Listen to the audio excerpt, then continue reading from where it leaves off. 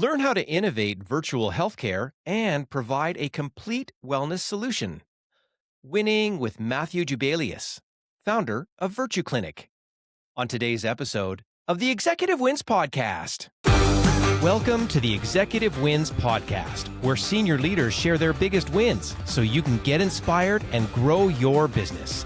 Here's your host, Gordon Shepherd. Welcome to the Executive Wins Podcast, where senior leaders share their biggest wins so that you can get inspired and grow your business. I'm your host, Gordon Shepherd. And to start the show, I want to share a leadership lesson that I learned from Shafina Mohammed, president of Jetco Heavy Duty Lighting, on episode 63. She talked about the importance of making it easy for your customers to do business with you, even when they aren't looking. This means that Shafina and her team go the extra mile behind the scenes by double-checking orders to get nearly perfect fulfillment rates, by maintaining a flat organization structure in which many people are empowered to make decisions so that they can respond quickly to customer needs. And there's a whole lot more in that interview as well.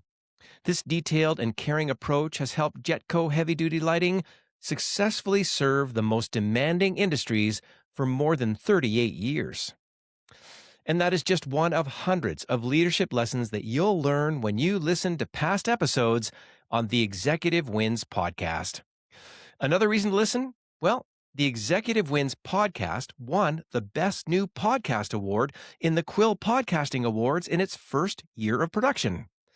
And thanks to you, the Executive Wins Podcast has more than 51,000 views on YouTube and more than 28,000 minutes of watch time, along with having over 2,200 downloads on Apple Podcasts, Spotify, and wherever you listen. Featuring mission-driven leaders sharing their biggest wins so that you can get inspired and grow your business. That's what you get on the Executive Wins Podcast. On today's episode, you'll learn how to innovate virtual healthcare and provide a complete wellness solution. Winning with Matthew Jubelius, founder of Virtuclinic. I also want to let you know that today's episode is brought to you by Executive Wins Facilitation Services. If you need an experienced facilitator to help with strategic planning, an innovative corporate retreat, or conflict management, then I suggest that you reach out to me directly. And if you need proof, here's a testimonial from Janice Baskin, manager for the Edmonton Regional Innovation Network, who hired me to facilitate a large stakeholder session. I had the pleasure of working with Gordon Shepherd, who facilitated a large-scale planning and networking day for the Edmonton Regional Innovation Network. Gord was incredibly organized, professional, and detailed throughout the entire process. His confidence and extensive experience were evident in how he handled everything from planning to delivery. On the day of the event, he expertly engaged stakeholders from multiple organizations in strategic sessions and skillfully led a panel of entrepreneurs. His diplomatic approach, combined with his talent for drawing out valuable insights from a crowd, made the entire process seamless. His leadership was key in the success of our event, and I would highly recommend his services. So if you need to hire a confident facilitator to help you run a highly productive meeting, then you can get in touch with me directly at gord@executivewins.com or visit executivewins.com to learn more. And now on to today's show. We are lucky to be joined by Matthew Jubelius, founder of Virtuclinic, an innovative virtual healthcare provider that offers fast, accessible healthcare to individuals, families, and businesses across Alberta. You can learn about their work at virtuclinic.ca. That's virtuclinic.ca.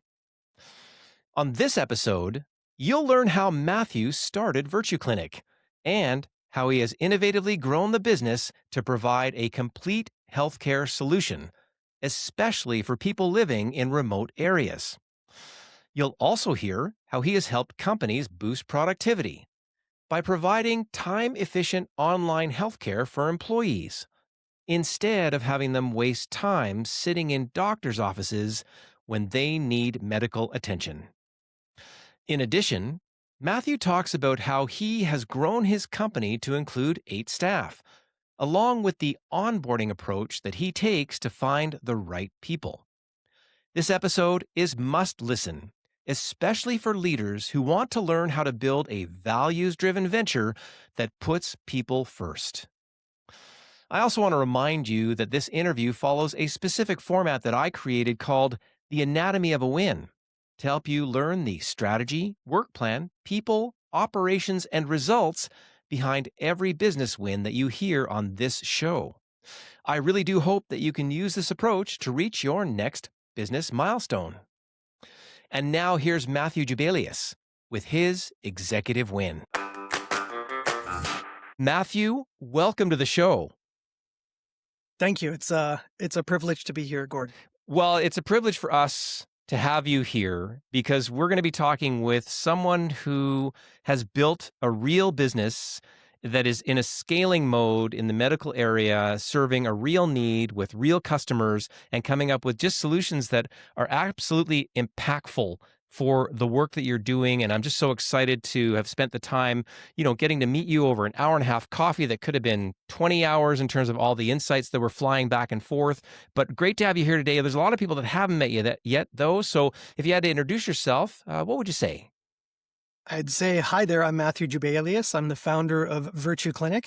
I'm a registered nurse with a host of background in everything from advanced critical care to occupational health to healthcare leadership in a senior level. And I started Virtuclinic in 2022, and we are growing and expanding, and it's just a really cool journey. So I'm really glad that you tuned in today, and it's great to learn. Yeah, absolutely. And good to have you here. And I'm just going to jump in as you've dedicated your life to healthcare. You've done a lot of training in there. I actually need to get back to that origin story. What is it? Are you in the guidance counselor's office? You're like, boy, I want to take care of people. Like, how did that get started? You know what? It was an interesting thing. I ended up taking a few years off of high school and just checking out the world. And I remember I was working actually on the pipelines in construction in Edmonton. And I just decided, I said, you know what, if I ever leave this job, I'm going to go back to school. And what do I really want to do? I want to really make an impact with people. So I actually started out in pharmacy school. I loved chemistry. I loved all of that, what was going on. And I just felt like I wanted to do more. So I decided that I would, apply to nursing school. I would apply to medical school. I wasn't too sure which route that I wanted to go. I ultimately chose nursing just after speaking with a lot of my medical colleagues and friends. Just because, again, what they wanted out of life, what I wanted out of life were a little bit different. And so, nursing has just been a wild ride. And like I said at the beginning, the opportunity to go so many different roads, I never would have predicted where I would be now. And Isn't that even the interesting? journey. And it's such an Alberta story. I've heard that before. I was working on the pipeline. You probably could have, whatever, had your pickup truck and done your thing, and nothing wrong with that. But I've heard this very thing of, wait a second, there's other things I'd like to try. Landon Barrowman was on 8-year, 10-year journeyman pipe fitter up there, hit a rough patch in his life, and came out, and now he's a cognitive behavior therapy coach. And but all based on going back to help guys in the patch get better. There's something in you that's like, wait a second, I'm going to come out. So you got all these brains, along with your life experience. And you're like, wait a second, I'm going to get into this medical area, choosing the nursing profession specifically and going and getting specialized in there. I still need to go a little bit along the journey because I remember from chatting with you, you've been in some of the highest, toughest nursing moments. Is that fair in your career? Yeah. Again, what a journey. And thankful to my mentors and teachers to help me along that start. So I was one of the first people that graduated from Lethbridge College to go straight into a cardiovascular intensive care unit at the University of Alberta Hospital around the Mazankowski era, just when it started getting built. And so it was a very high stakes environment. You definitely had to know exactly what you were doing. It was highly technical. It was very team based. And so I learned it was an exponential learning curve. And so I served there several years and then was able to move into different career fields within nursing, other general systems, intensive care units, talking about teaching nursing as well. And again, throughout watching my colleagues, kind of, again, what brings us here today is looking at my colleagues and, a lot of them suffered workplace injuries. And, my head started to, ask the questions, who's taking care of them? Interesting. So you started, you can hear your critical thinking sort of, you're working in one area, then you get into healthcare, then you get into all the different levels. You sound like you're on sort of your journey, like you're talking about your traveling and those things, your journey where you're exploring the nursing area, all the different parts of that, which is pretty good foundational type work to become an entrepreneur. And then you're making an observation. So you're coming up and you're building your entrepreneurial premise that leads you to this Virtuclinic moment. So what was it that was developing that you were seeing that then led you to say, no, I got to start something? Yeah, looking at COVID, kind of fast forward into where COVID was and where I live now. Currently, there were no physician clinics taking patients at all. So I thought about it from a patient journey perspective because, again, I think it's just innate. It's in me to want people to succeed, to want to help people, right? And it's a lot deeper than that. But looking and saying, okay, people talk about access to healthcare, which has been a huge issue since I've started over 20 years ago, and it's always been the tough nut to crack, so to speak. And again, COVID happened. We saw a lot of resources pull away. We saw even more resources shrink or be discontinued. And, I have so many stories about patients that are like, I have XY medical condition. I can't get treatment. I can't get, so you start asking questions. And I think that's where it started. And so again, where I lived in like not an urban center like Edmonton, nobody was taking patients. So how do these people go and get care? And, it was a 2-year wait for a typical family physician. Go to even a walk-in, you're looking at least 5-hour wait time. And then when it comes to down the road, the continuity of care, like, the system is so fragmented. There's, people that, again, if you can access, like, how do you get the care that you need? And also the follow through. Well, and I'm And just this is going to part of jump where in we there went. and say your perspective is coming from southeastern Alberta in the Medicine Hat area, where you've got sort of a not as it's not Toronto or Los Angeles in terms of say a large density of population. So you're dealing with this perspective in where things are, and you've described it well for the people in your area that are not able to get what it was, and then you're forming up. You've got all this background. You're seeing these things. You're ready to make this transition. You described a great story to me about it was someone on a farm who was a couple hours out from getting help.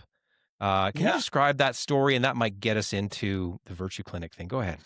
Yeah, these are the moments that it's really like, we are on the right path, and this is exactly the impact in the world that we make. So I write health education blogs through our LinkedIn and through other social media channels. And one of them happened to be, when's the last time you got your blood checked? As part of preventative health, rather, saying, what are these little markers mean, and you can tell a lot about a person by their blood. And this is one of the services that we have with our medical clinic. And so somebody decided to take us up on this, and it was very early morning. All of a sudden, my phone started ringing off the hook. I'm getting a lot of phone calls from my nurse practitioners and clinical teams.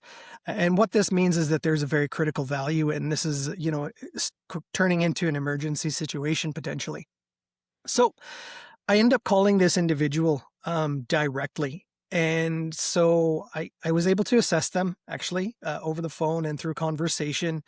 They didn't live anywhere near a major center at all. And I was able to determine and make the clinical judgment call, again, relying on my past critical care background, that they were able to make it and drive safely to the nearest emergency department. But I also talked to them and I said, here's what's going to happen. Okay. And I think that this is really interesting too, because it can be very overwhelming, for a non-medical person to really all of a sudden get this phone call and say, hey, you need to go to the emergency right now. Like that's very jarring in itself emotionally.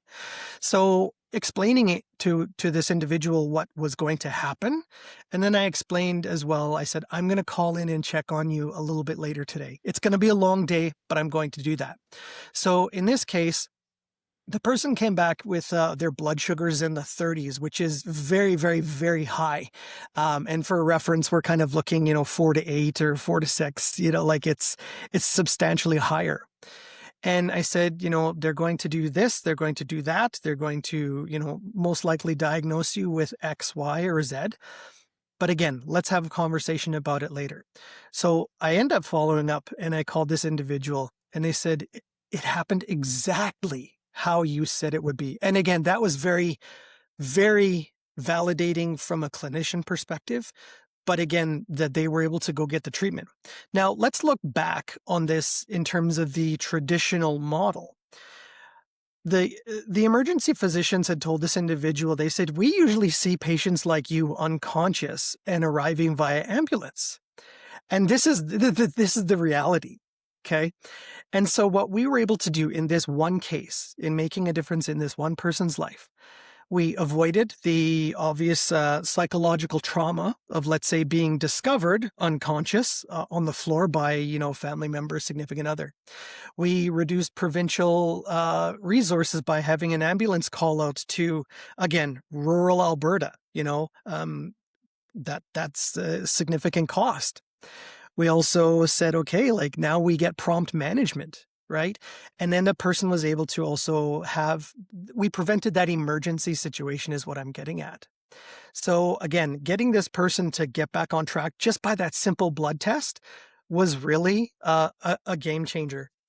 And I think we jumped right into the middle of your story in Virtuclinic by demonstrating the story that you've demonstrated, and we were backing up the timeline. So you had this vision along the way. You were building out what you were observing in the healthcare system. You knew there was a better mousetrap, and it led you to build Virtuclinic, which you've described now one of your success stories within. And I'm just going to back up for 2 seconds. If you had to describe Virtuclinic in a couple sentences to somebody, what would you, because you started it up, and this is what we're going to talk a little bit about here today, what would you say it is? Complete wellness, one provider. We operate on, an individual medical clinic scale, like a primary healthcare clinic, but we also utilize and have branched out into corporate health. We've integrated mental health services as well. So what we've done is take out multiple vendors in the sense of multiple steps for error or delay and really be able to streamline that and deliver that value right to our clients. So, and the virtual, and it's a virtual service or it's a combined virtual service? And tell me a little bit about that. Yeah, 100% virtual. So kind of what you see right now is the typical interaction which we'd have with our patients. We do have technology and we're able to do some advanced assessments that way. And again, we are a full medical clinic privileged facility. So that means that we can refer to specialists, order blood tests, prescriptions, and so on. So there's no difference between seeing us and such as like a brick and mortar clinic. And you addressed what we were talking about earlier from geographically where you are, but really dealing with the reality of the world in a sense where this virtual thing. And then I love the care that you talked about in that story because it reflects, I think, what you wanted to get done. You know what I mean? Along the way, you wanted to do it. And imagine that you have had now, I don't know how many people you've served yet. We can talk about that. But this thing, then your iterative learning that you would have learned along the way as you've been growing your business to get even better at that. And how nice that I remember we had a family physician years ago, you're reminding me, and wonderful woman and very holistic in her approach. And then suddenly they changed the regulations. And I remember going in for an appointment one time and I said, I was about to describe a second problem and she stopped me. And I was like, what do you mean? I'm talking about all the, normally we talk about all the stuff, but she had been legislated to say, well, if you'd like to book another appointment for that thing. And that didn't make any sense from a holistic point of view. It sounds like you're addressing that. Is that fair? Absolutely. And we actually do that through technology. So we actually are able to collect an additional 23 data points before we actually see one of our patients. So what this means is that we're able to cut right to the chase. And I know in some cases we solve a problem in 2 minutes, but we actually back out and say, okay, what else do you want to talk about? Like we want to give that level of service. And again, in a world where time is so valuable and precious, and we're inundated with so many this and that, and who's next in line, we definitely carve out that time, number one. But number two, we know that people need personalized care. We need to know that people are being treated like you should be, like a human being. Well, And that's a real key principle. wayfinding through these systems, having all kinds of moments of myself or my family members and that sort of thing. There's all that. It sounds like you're shortcutting, like you said, the trauma in a sense of having to find out the next thing. There's always that learning curve depending on what you're dealing with along the way. How lucky that you went and worked in the oil patch and then decided to do what you're going to do and then put in a couple decades and developed a philosophy that led to founding Virtuclinic, which is now helping folks and corporate folks in a holistic manner. That sounds like it's simply going to iterate and iterate as it goes along the way. Okay, I'm just going to say that we've got a good setup here. We understand a bit about the philosophy. We understand a little bit about your business, and I'm sure people can get in touch with you if they need to learn more. But the idea being, if you had to describe your biggest win then through in this journey, what would that win be, and how would you describe it? I think the biggest win that we've had, other than creating it to begin with, is the expansion into our corporate health and wellness. And what that means is that people spend a lot of time at work. And as we talked, time is very valuable, time is very precious to people. And with the opportunity to help people, like let's say through their work benefits, we look at data. Over 50% of people have chronic health disease in Canada. We look at the mental health epidemic that's happening, and one of the statistics is that by the age of 40, 50% of people have experienced some sort of mental trauma. So those two things right off the bat, I believe, impact the workplace in terms of absenteeism, in terms of leaves of absences, workers' compensation claims, and so on. So where we've been able to really rise above is, again, providing that level of service, number one, and through our philosophy of really caring and really taking care of those people within the company. We are that one-stop shop. We are that one-stop provider. And again, we cut through, you mentioned the word shortcut. We cut through, actually, we don't shortcut. We cut through all of those barriers, which is fantastic because, again, organizations and even on an individual healthcare basis, there are so many barriers to care, and we've been able to find that solution that really straight shoots it. I'm so glad because it's leaders that listen to this podcast, and when they're leading their teams, that chance to, take a holistic approach and say, just even talking about like people having to leave the office to go to care and the amount of time that that takes alone for certainly for a larger organization. And I'm sure leaders don't want people to go and get the care, but in this case, with a data driven scenario that's simply you're evolving on the data management side as well in your business, sort of cutting edge of things and taking again from your sort of personal built perspective and along with the things that you're bolting in a long way. Well, that's interesting. So the win is that you've taken this virtual ability to give a really solid approach to healthcare, and now you can take that into the corporate space and do it at the highest possible level. Is that fair as a way to describe the win? Yes, absolutely. And just to talk about some of the data, before it was 4.2 hours saved per appointment, and our 2025 data shows that we've actually made that more effective. We are able to reclaim 4.6 hours of lost productivity per appointment back into an organization.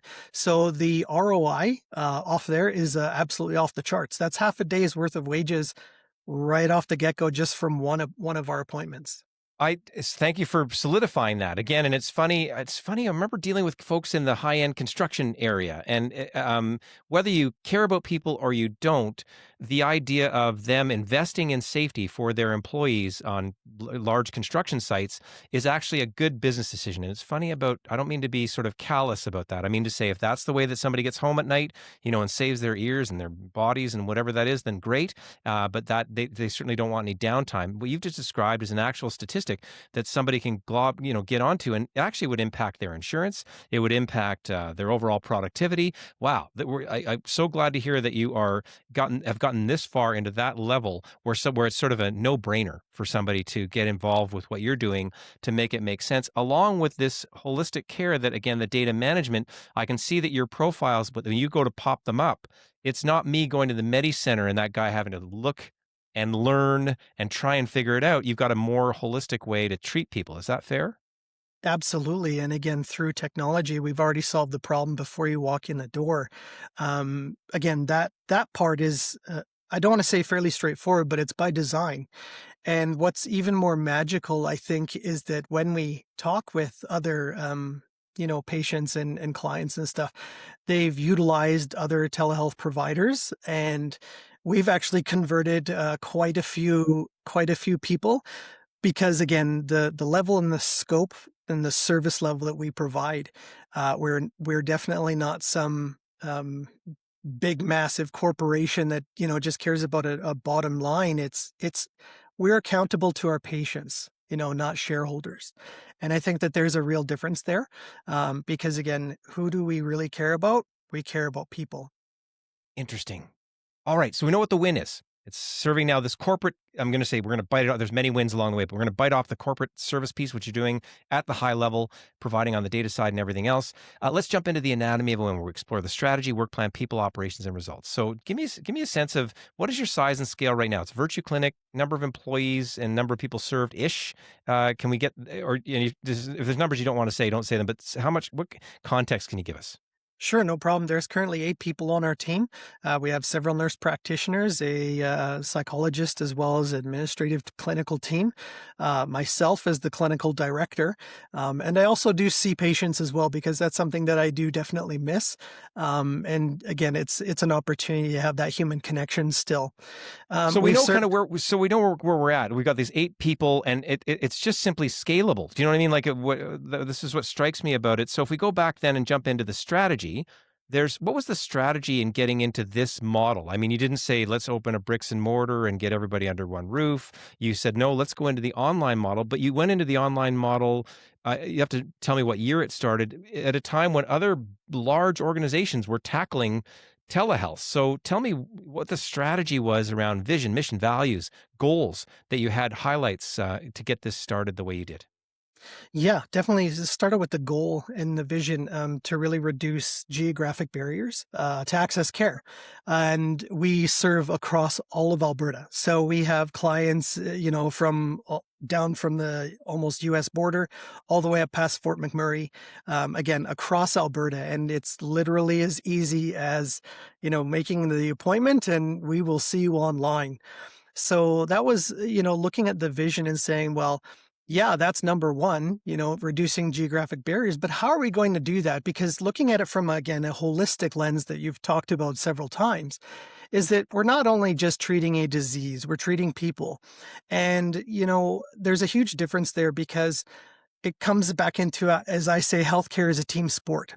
Okay, so you have to look at what community resources are available beyond, a hospital care. We look at it and kind of, say tongue in cheek, we want to keep you out of the hospital because again, once you get to that level of illness, it can be very costly for an individual, an organization, and so on.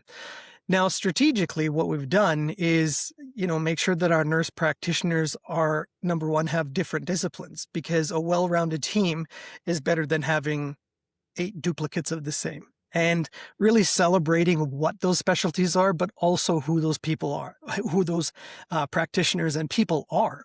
Very important rather than a, nurse practitioner job description, generic, blah, blah, blah.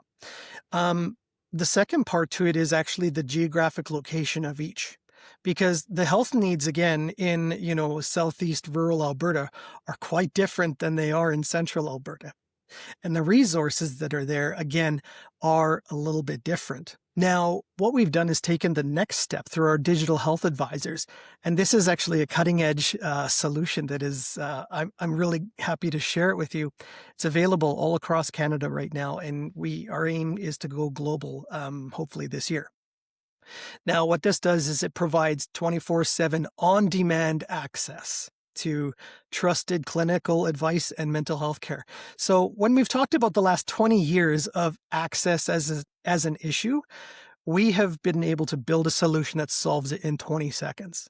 It's never been done before. That's remarkable. And we're hearing about meeting the needs of the time, which is sort of, again, as we look, if you looked at your competitive landscape, and I don't got my consulting circles out there, we would draw big circles, right, where they've got hundreds or thousands of employees. There would be certainly at the international level, there would be different folks in different jurisdictions biting this off. You've got your toehold, though. You've got your 8 people. You got it at this level. And now, like you said, you're talking about international. It's just a matter of jurisdiction and how do you do that? Taking all those combined insights and pulling this kind of forward. Really interesting. So anytime we have a strategy, we need a work plan. So there's a moment when this was an idea. And then how long from when it was an idea to now, what total time period? Like what year did it start and what's the total time period up to this moment in time? We filed our initial paperwork in late December of 2022. And so looking at the, conception of it and what it really looked like, it was probably about 2020 or 2021.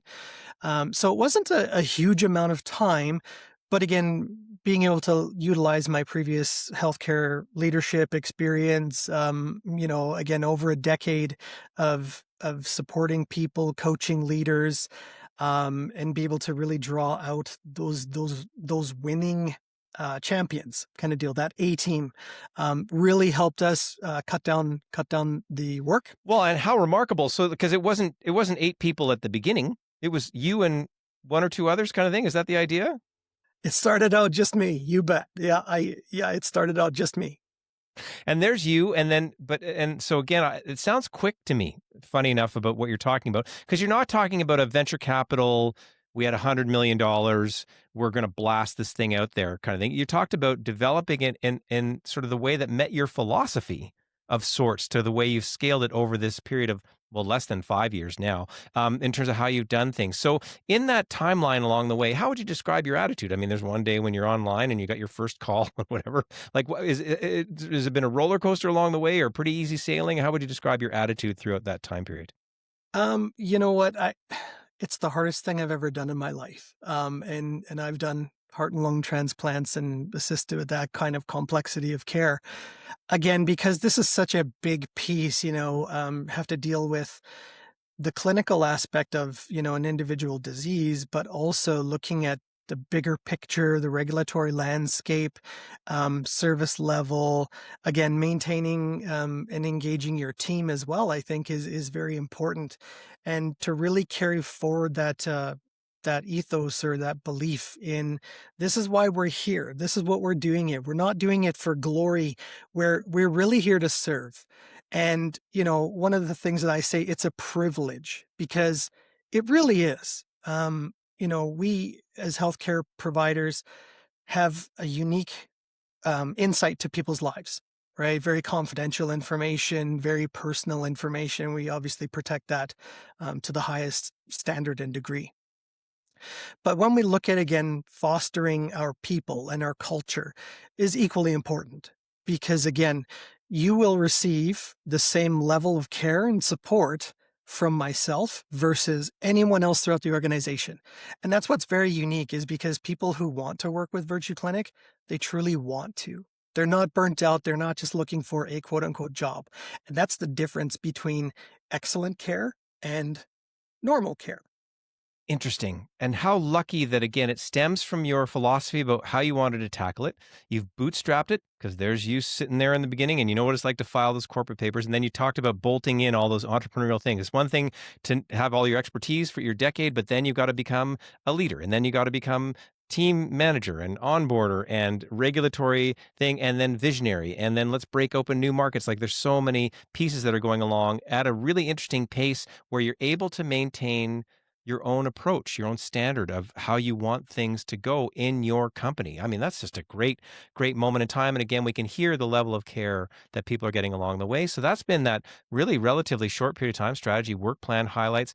The next step is to talk about people. We've heard a ton about you and your attitude and why you wanted to make it better and how you've been able to make it better. We've heard a ton about your rock star people on your team that you've said, we all deliver this really high level of care. Anything else about people that you want to say that's that's been, a contributor to this win of moving it to this corporate level?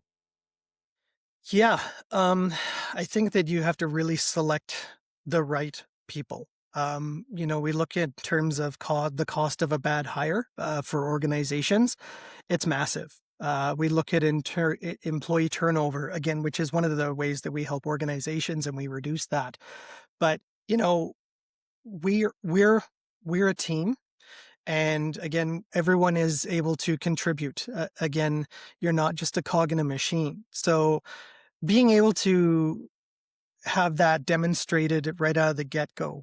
There's certain personalities, there's certain things again that really stand out when I get to meet people that want to join the team, because not everyone does. And again, it's a selective process because we have an A team and we deliver the best.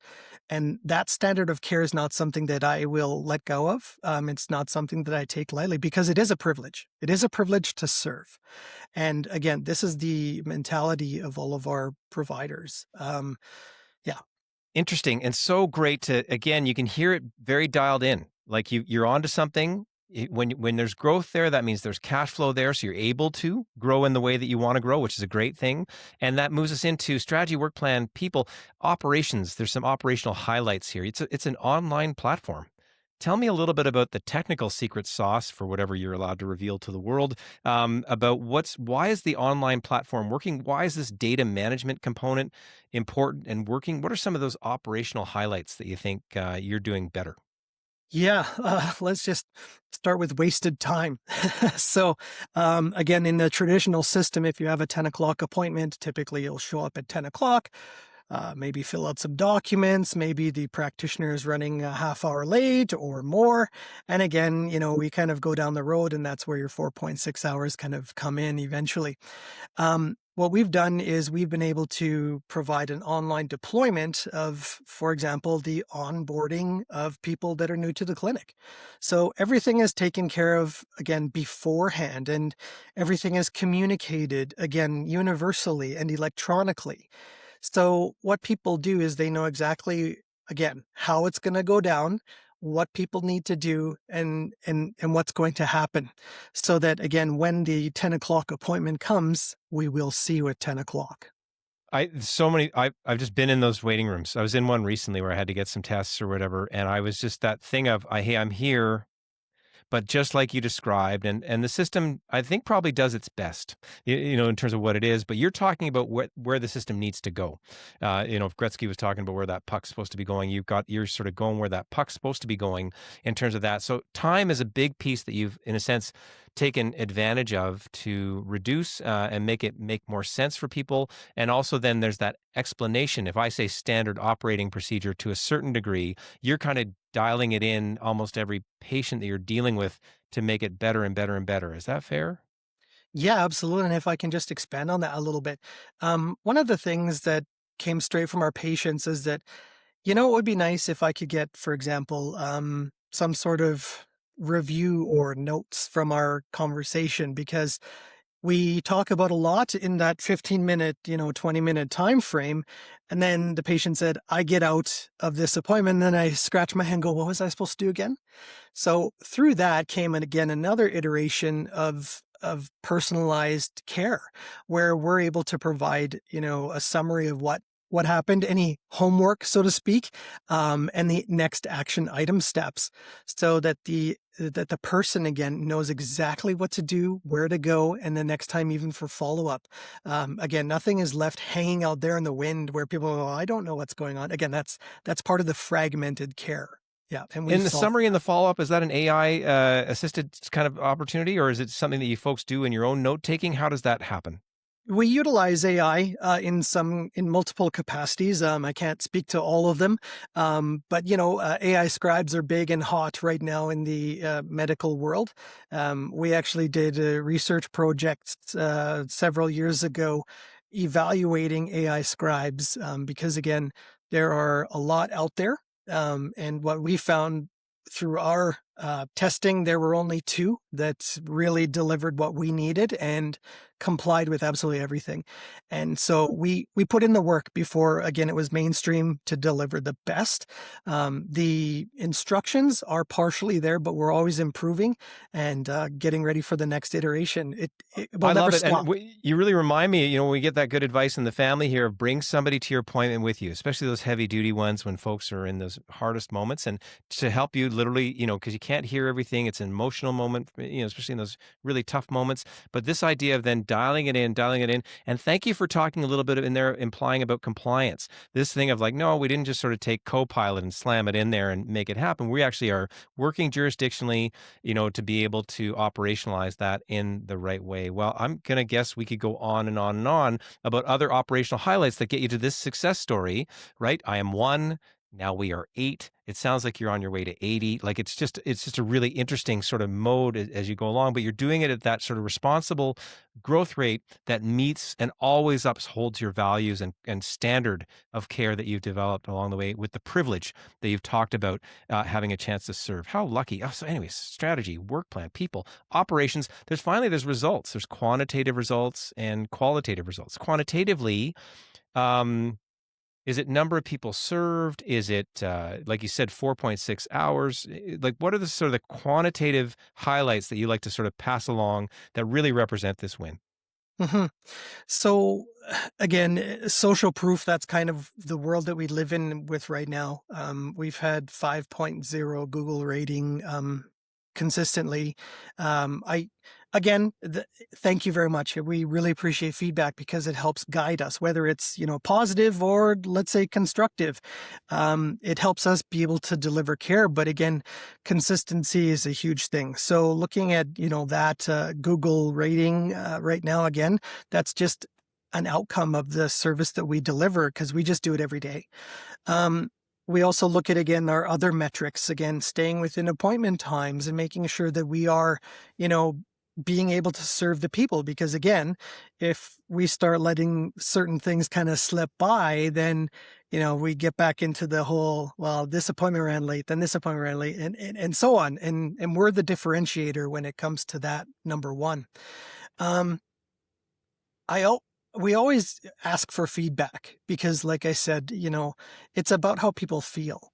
Do you feel that you got the care that you deserve? Like, that's a very important question because, again, we're not just treating an illness, we're treating people, and we're treating organizations.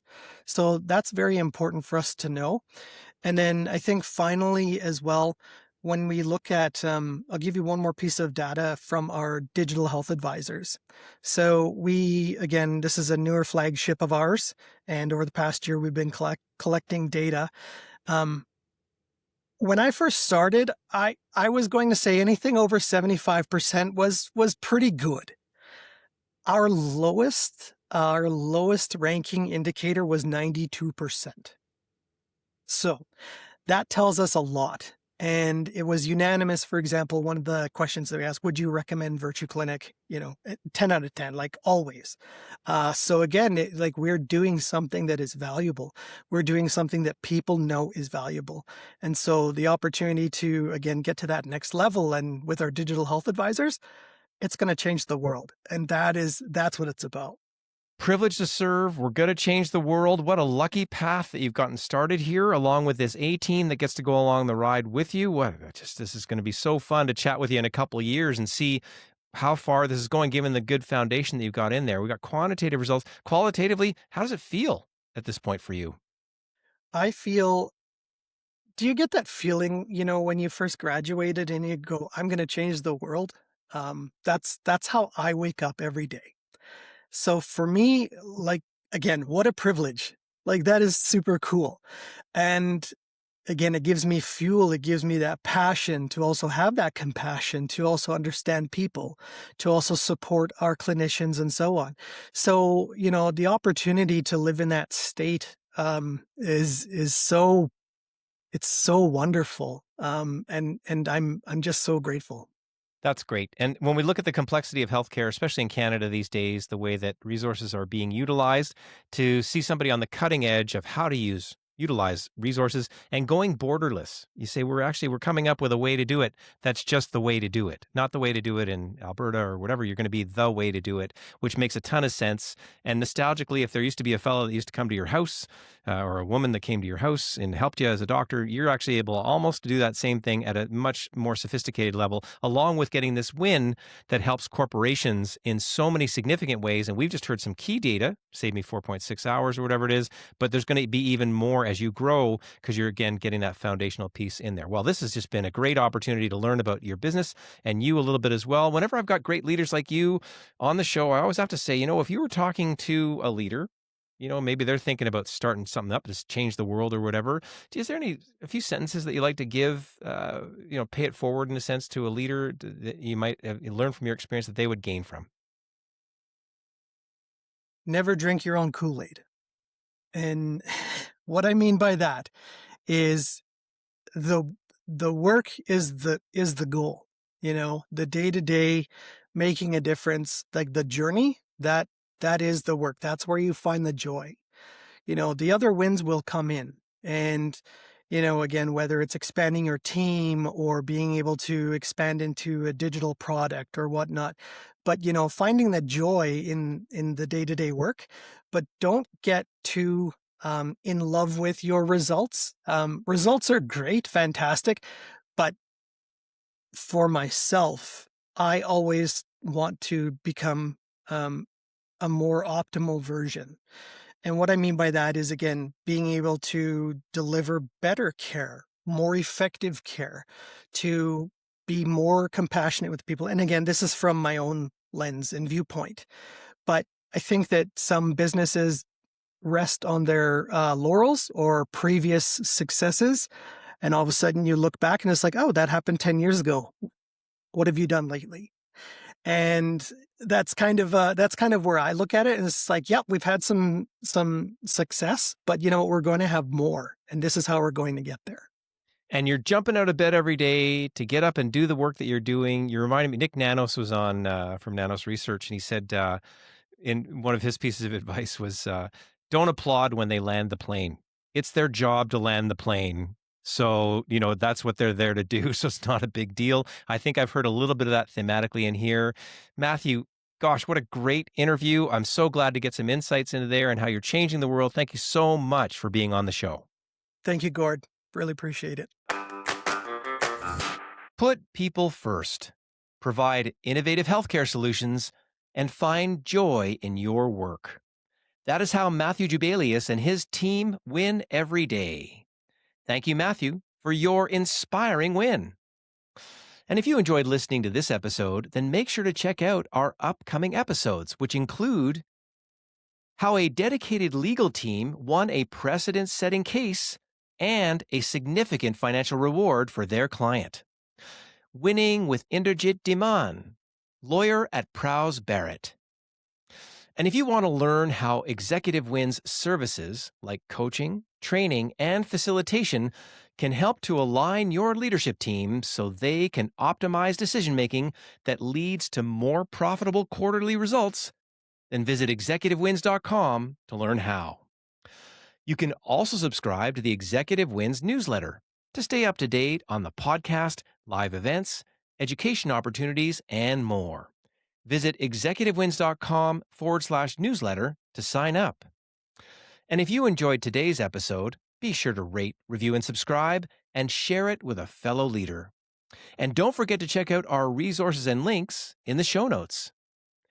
And keep listening to the Executive Wins podcast for more inspiring wins that will help you to grow yourself, your team, and your entire business. Thanks for listening to the Executive Wins podcast. Make sure to rate, review, and subscribe as we bring you more inspiring wins from outstanding leaders so you can grow your business.